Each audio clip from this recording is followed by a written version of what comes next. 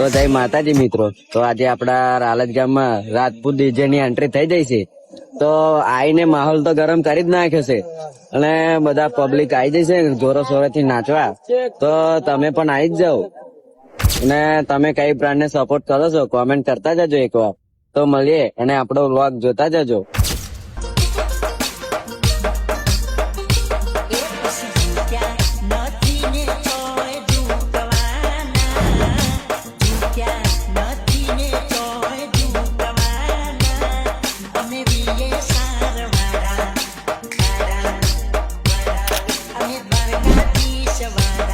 માર્કેટમાં છીએ